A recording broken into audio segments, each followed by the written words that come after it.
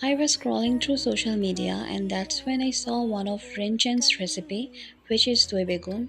It seemed very interesting and since all the ingredients were at home, so I thought why not I give it a try. তো as usual যেভাবে বেগুন ভাজা করতে হয় like with all the basic spices like হলুদ গুঁড়া মরিচ গুঁড়া স্বাদ মতো লবণ এবং সামান্য একটু মাস্টার্ড অয়েল দিয়ে ভালো মতো দুই পাশটাকে ম্যারিনেট করে কিছুক্ষণের জন্য রেখে দিয়েছিলাম অ্যান্ড দেন এটাকে ফ্রাই করতে দিয়ে দিয়েছিলাম মাস্টার্ড অয়েল দিয়ে। এরপর একটা পাত্রে আমার যতটুকু মনে হয়েছিল ইয়োগার্ট দরকার আমি ঠিক ততটুকু পরিমাণ নিয়ে নিয়েছিলাম এবং এতে freshly crushed black pepper add করে ফেলেছিলাম।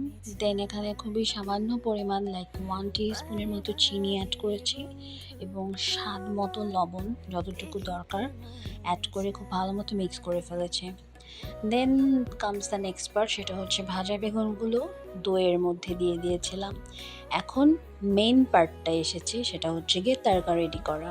তড়কার জন্য বেসিক্যালি মাস্টার্ড অয়েলের মধ্যে শুকনো মরিচ এবং পাঁচফোড়ন দিতে হবে।